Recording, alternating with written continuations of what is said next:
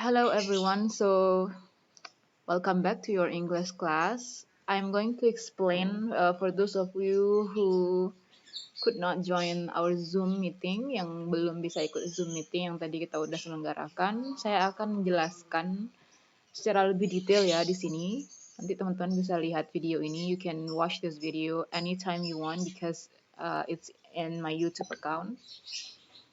I'm sorry for that. Um,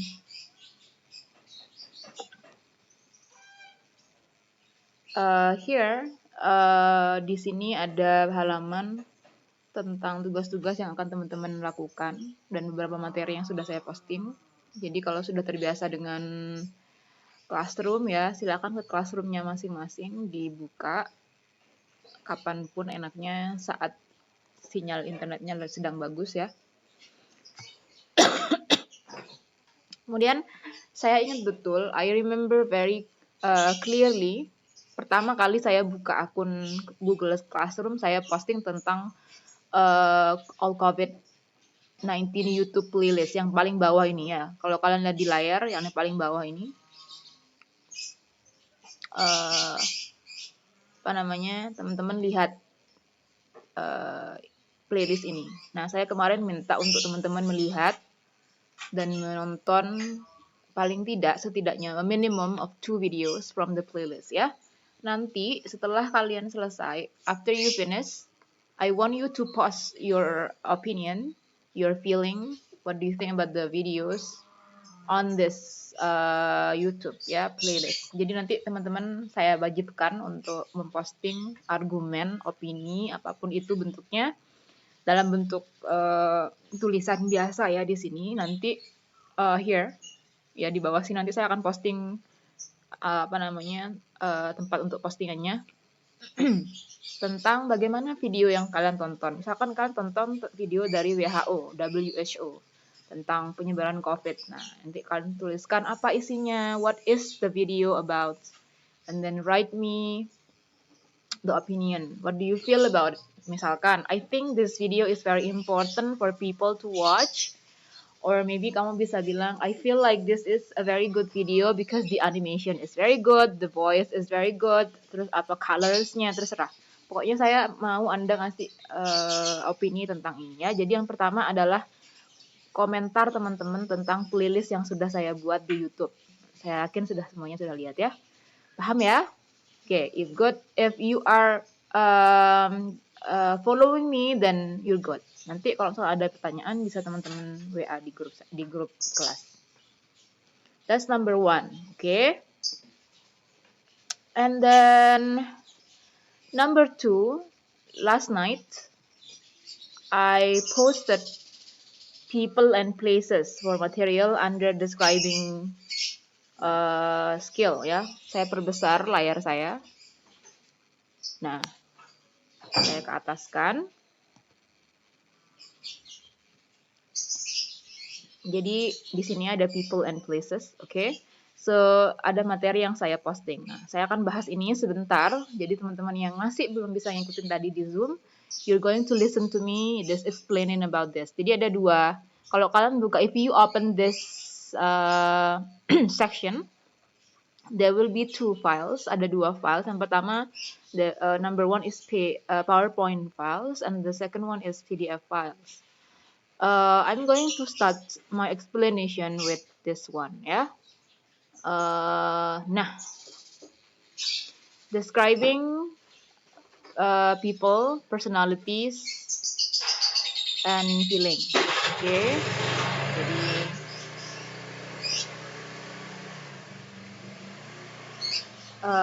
saya lihat saya ya, walaupun saya kecil apa-apa. Yang penting suara saya kedengaran. Jadi ini adalah slide pertama yang saya posting tentang describing people, personalities, feelings, and emotion. Basically ini sudah diajarkan di sekolah ya, saya rasa. Tapi saya ingatkan kembali karena ini akan nanti hubungannya dengan pengajaran pasien, kemudian body, kemudian tentang tugas-tugas selanjutnya. So apa itu describing people, personalities, feelings, and emotion? Basically dia adalah kata-kata atau kata sifat yang digunakan that is usually used to describe physical appearance, penampilan fisik, and then characters, personalities, So, whether that person is good or bad, is clean or dirty, is short or tall, gitu ya.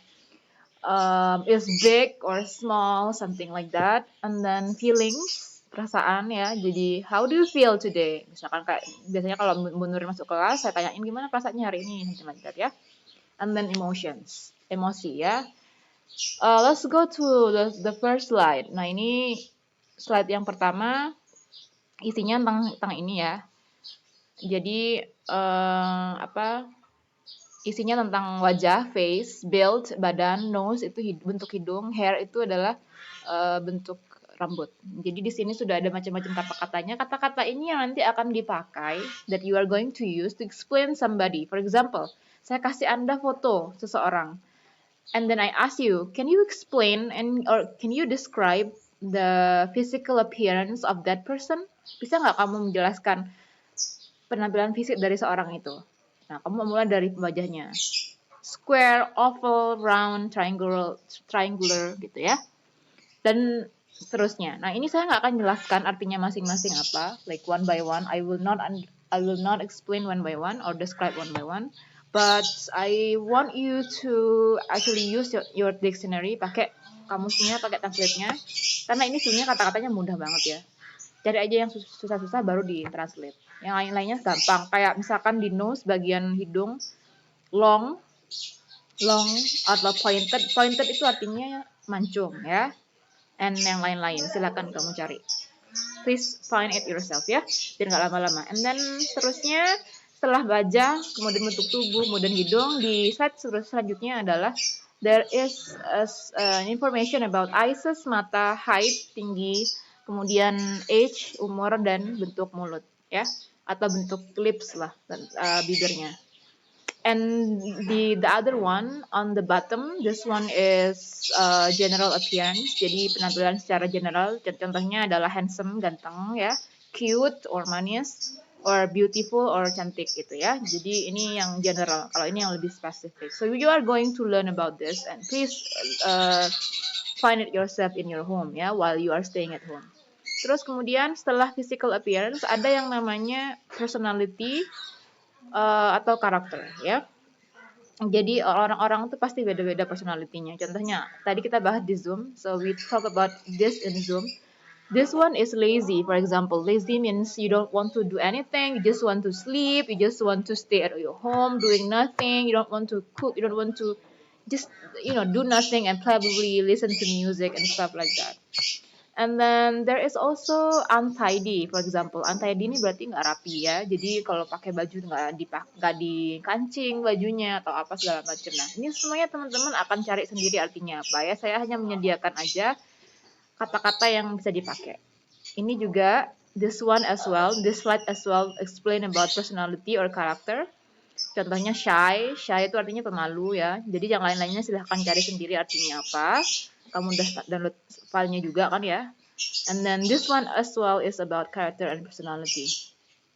And so, I want you to read and actually find the meaning at your home. Setelah selesai di karakter personality, apakah hanya ini Bu yang digunakan kata-katanya? Enggak juga. Jadi kalau misalkan ada kata-kata sifat lain yang pengen kamu pakai, nggak ada di sini juga nggak ada masalah. You can use other words as well ya, atau adjective as well ya. Misalkan nggak ada di sini nggak apa-apa. Ini cuma contoh aja ya. And then setelah physical udah, kemudian karakter atau personality udah, sekarang kita pindah ke feelings and emotions. Ini ada gambarnya juga, teman-teman bisa lihat bentuk mukanya dan kata-kata di bawahnya ya. Itu udah sesuai. Misalkan ini nih gambar ini yang paling bawah yang menjulurkan lidah. Nah ini dia ngomongnya thirsty, berarti dia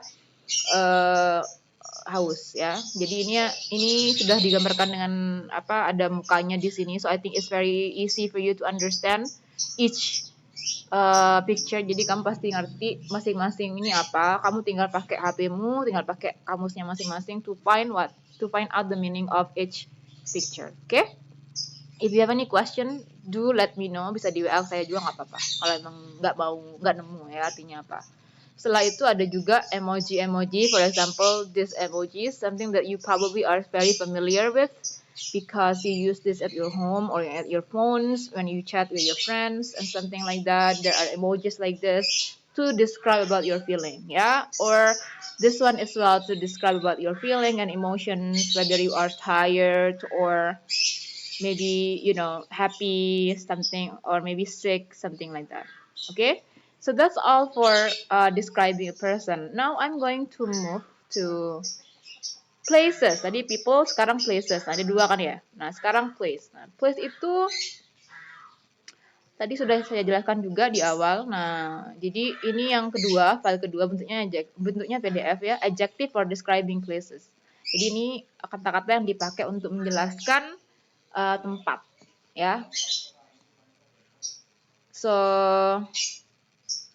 example, capital city atau ibu kota, kemudian ada historic city, kota yang bersejarah seperti Jogja ya kalau di sini. And then agricultural town, ada suburb. Tadi saya sudah jelaskan suburb itu apa. Ada coastal town juga. Nah ini adalah jenis-jenis sebuah wilayah. Jadi ada ibu kota, kemudian ada kota yang dekat dengan pantai, ada kota yang kota pertanian, ada kota yang udah di pinggiran, ada desa, ada tempat-tempat pariwisatawan. Jadi ini semuanya mendeskripsikan tempat-tempat. Kamu bisa tinggal cari sendiri juga di kamus masing-masing. Selanjutnya adalah location. Nah ini locationnya ya.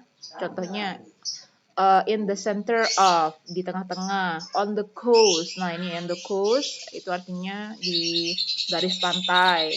When in the mountains, di pegunungan, atau near a forest, di mana tempatnya? Oh, dekat hutan misalkan. Ini yang awal-awal ini ada the north, utara, south, selatan, east, timur, west to barat ya. Jadi ini tempatnya adalah lokasi atau geographical position.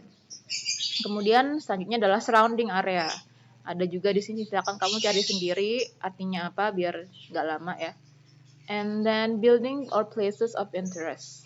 Nah ini adalah bangunan-bangunan, ada church itu gereja, ada monument, and then ada palace. Palace is istana, museum ya, ada opera house, theater, port, market, stadium, semuanya ada di sini. Tinggal kamu cari aja artinya apa. Ini nama-nama tempatnya ya.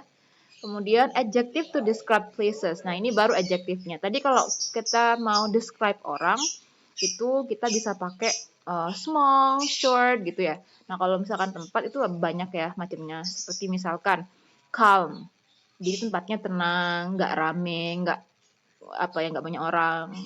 Terus kemudian creepy itu menakutkan karena mungkin dia tempatnya bersejarah kayak Lawang Sewu for example ya.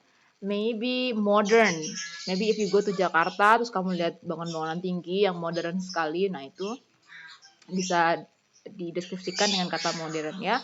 Yang lain-lainnya silahkan cari sendiri. Again, saya nggak akan mungkin bisa menjelaskan satu-satu karena bakal ngabisin waktu banyak. Intinya teman-teman mandiri di rumah masing-masing. Please find the meanings of each words in your home ya. Nih banyak sekali, jadi ada banyak sekali kata-kata. Nah, cukup di sini aja ya, cukup sampai sini aja yang dipelajari. Nah, if you have any questions, silahkan nanti WA saya nggak apa-apa. Nah, tugasnya apa? Nanti akan saya jelaskan di video selanjutnya. Ini hanya untuk penjelasan materi saja, oke? I think that's all for this explanation. Thank you very much for listening to my description and see you.